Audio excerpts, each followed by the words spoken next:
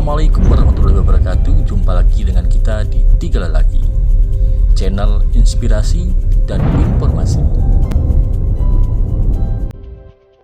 Jangan lupa like, subscribe, dan share channel YouTube kami, Tiga Lelaki.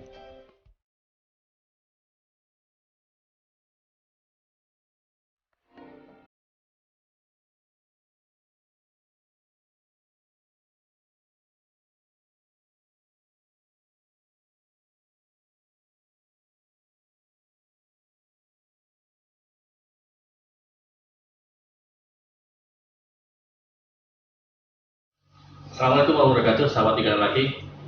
Kali ini saya ngobrol bersama Kepala Dinas Komunikasi dan Informasi Kominfo, Pak Ahmad Darmawan.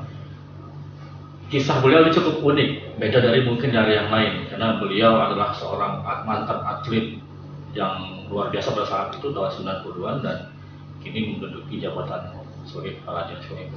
Ini apa kabar? Alhamdulillah baik. Kak, dulu mantan atlet ya? Ya alhamdulillah dulu pernah memang ya, karena ayah hobi bulu tangkis, kemudian adikku juga di bawah aku juga hobi bulu tangkis. Saya pernah juara Palembang juga adik malah. Aku sedikit agak telat dibandingkan adik. Memang aku mulainya sekitar kelas 3 SMP baru mulai terjun sebagai pemain bulu tangkis. Pemain bulu tangkis. Jadi bisa dibayangkan paling punya waktu sekitar 3 tahun untuk ke jenjang lebih tinggi. Ternyata gagal di waktu itu ada namanya kejuaraan antar pelada seluruh Indonesia. Kalau nggak salah sponsornya itu Ardat, karena memperebutkan ini nama kejuaraannya Ardat Trophy gitu. Nah, di Jember waktu itu dilaksanakan. Ya alhamdulillah waktu itu ketika pemain bisa menduduki posisi 8 besar, maka akan secara otomatis akan masuk dalam Pelatnas pertama atau pelatnas khusus untuk pembinaan anak-anak umur 18 tahun, 17 tahun.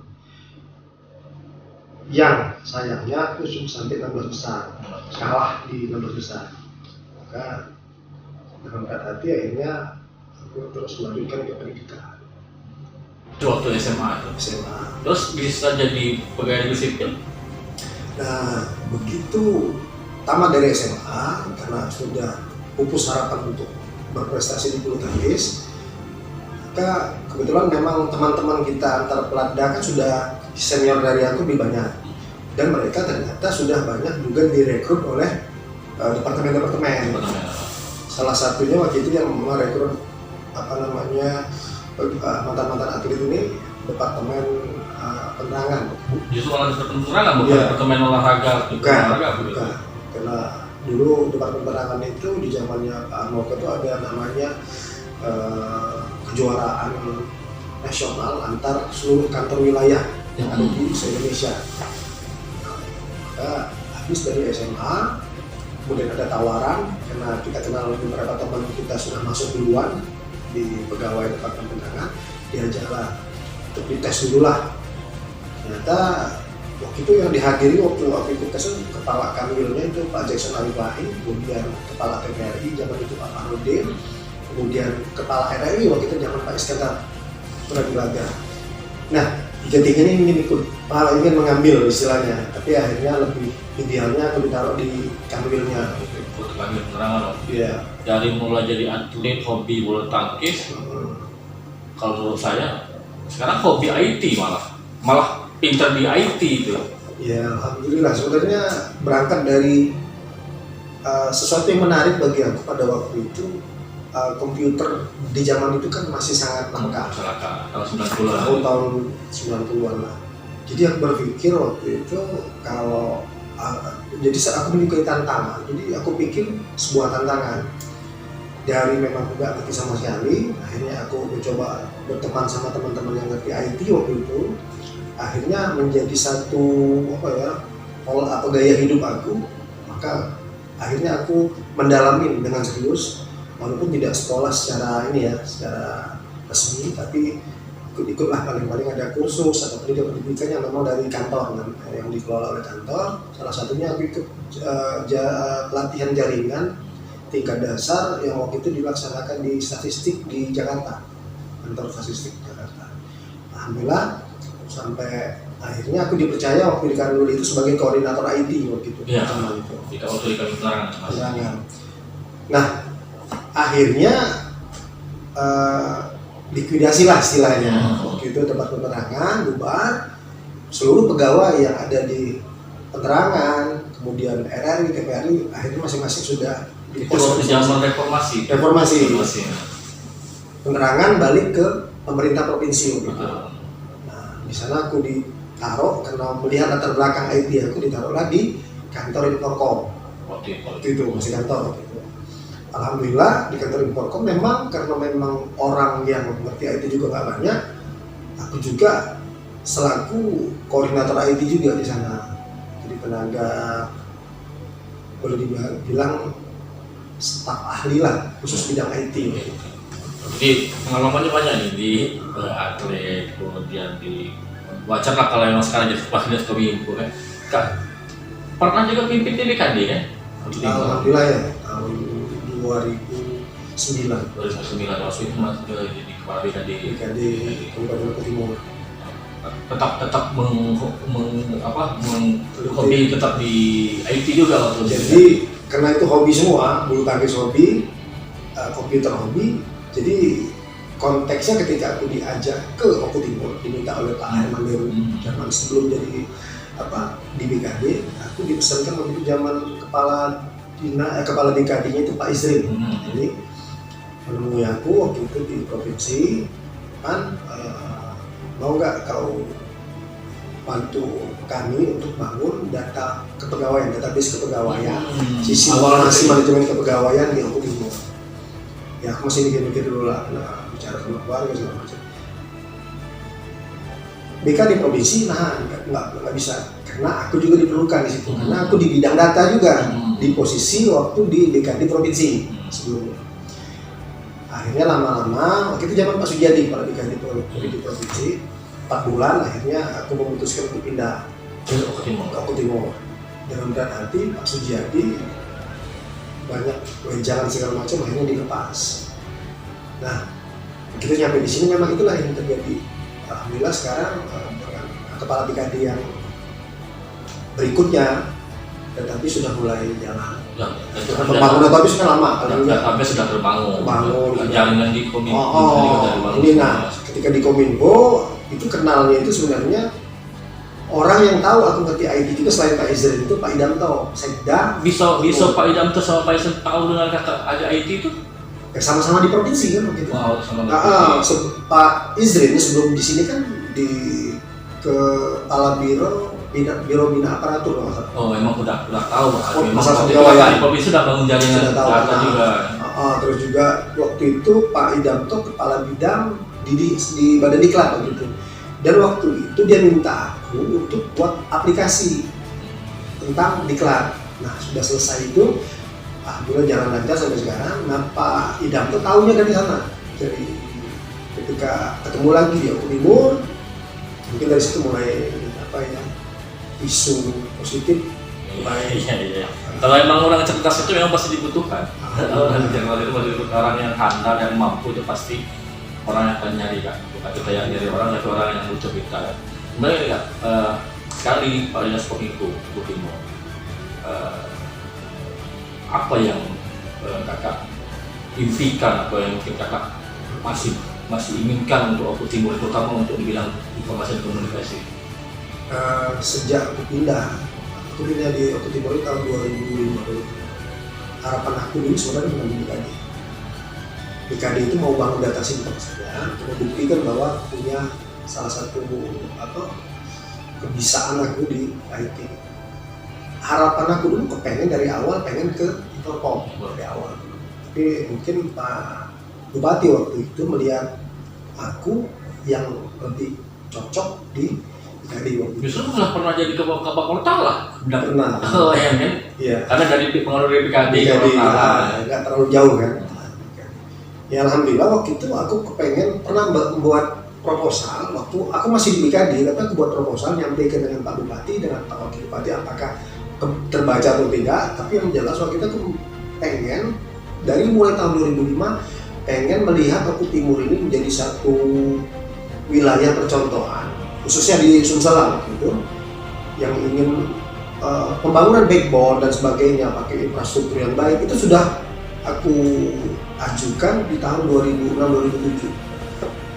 Alhamdulillah ternyata belum sampean, dan tahun 2019 aku diangkat dari Kepala Dinas Kominfo. Nah, mengejar ketertinggalan tadi dengan berbekal pengalaman dari tahun-tahun sebelumnya, akhirnya cukup dengan ini baru 1 tahun di Kepala Kominfo. Alhamdulillah sudah berjalan, Pangkatnya sudah ada, kemudian juga seluruh aplikasi-aplikasi dari OPD yang memang kaitannya terhadap pelayanan masyarakat maupun pelayanan kepada pegawai yang memang mendesak, termasuk keuangannya, itu sudah kita koordinir semua, aplikasinya sudah ada di Kominfo.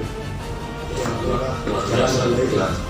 Kak, ada moto hidup nggak atau inspirasi atau hidup kakaknya? Alhamdulillah, sebenarnya yang dari kecil sebenarnya aku terinspirasi dari ada semacam mungkin cerita dari kakek aku, ternyata ternyata ada di Al-Quran, dicek di surah Al-Anbiya ayat 107 masalah, 21 Al-Anbiya ayat 103 masalah, menyebutkan bahwa tidaklah kamu diutus ke dunia ini kecuali untuk merahmati alam atau rahmatan lil alamin. Asalnya ila rahmatan lil alamin. Jadi aku ingin tahu rahmatan itu apa maksudnya, ternyata itu bermanfaat. Jadi aku motornya ketika aku menjabat di suatu tempat juga harusnya jabatan aku ini akan bisa dinikmati juga oleh masyarakat lain. Salah satunya ketika bangun infrastruktur, selain pegawai yang merasakan bahwa koneksi antar kantor sudah terhubung, selain itu juga kita udah berjalan ini, mungkin paling dalam 1-2 hari ini berjalan ada 10 titik yang koneksi untuk masyarakat yang wifi gratis lah, gratis bisa dinikmati oleh masyarakat. Alhamdulillah udah jalan. Ini tentu bukan akhir dari yang ingin saya mulai, malah ini baru akan mulai. Ini ya. Kepinginnya aku nanti di tahun yang sama kita pengen ada namanya e-office yang kalau melihat situasi pandemi yang sekarang COVID-19, komunikasi kita kan agak susah kalau kita langsung. Dengan adanya e-office nanti yang mungkin nanti bisa terhubung sampai ke nasional. Kalau sekarang kita buat yang komunikasinya antar seluruh OPD dulu dengan unsur pimpinan, sehingga nanti naskah dinas atau surat-surat dinas kita itu bisa komunikasinya digital, tanpa harus ketemu digital, termasuk tanda tangan juga digital. Se-Sumatera Selatan ini yang sudah melakukan e-office itu baru Kota Palembang, baru tahun ini. Mudah-mudahan tahun ini kita bisa. Itu telah luar biasa. Aku kemarin sudah konsultasi juga di Kota Palembang. Mereka juga tahun ini baru jalan, baru berapa bulan, dan alhamdulillah sudah mulai lancar. Nah, Oku Timur nggak mau ketinggalan, harus paling nggak di tahun yang sama kita sudah jalan. Tapi mungkin nunggu perubahan. Ya. Memang luar biasa ini beliau ini. Jadi untuk sahabat Tiga Laki yang menikmati wifi gratis tuh di KONI, Taman Tani Merdeka, ini beliau yang punya ide. Dan beliau siap memberikan pelayanan digital untuk mungkin se-Oku Timur ya. Iya. Kecamatan mungkin ada beberapa titik nanti yang akan dipasang ya. Nanti gini, ada lagi gebrakan aku di tahun yang sama, tahun ini rencana buat TV streaming khusus untuk persembahan untuk Kabupaten Oku Timur yang nanti mungkin bisa dinikmati oleh masyarakat yang Timur. Nanti acara-acaranya juga mungkin nanti kita kaji lebih dalam lagi, selain nanti kegiatan-kegiatan unsur pimpinan dalam konteks pembangunan, tapi juga nanti ada acara-acara yang memang paling tidak untuk menambah pengetahuan terus bagi masyarakat. Jadi video streaming tahun ini rencana kita dengan dana yang sangat terbatas kita buat yang sehingga ini akan jalan dulu. Siapa tahu nanti ke depan bisa lebih baik lagi. Dan yang kedua ada juga kita permintaan juga kemarin dengan ini kantor antara. Kalau dari pembicaraan lisan dan kemudian sudah ketemu sama orang-orang di kantor berita antara tadi bahwa Oku Timur dapat 1 videotron dari 50 teranggarkan tahun tahun ini, maksudnya Videotron itu se-Indonesia itu salah satunya videografer. Itu nanti dipasang di taman Rencana di pasar taman tadi Mas Jaya. Tuh, jadi kalau bisa nonton bola gratis kan? ya.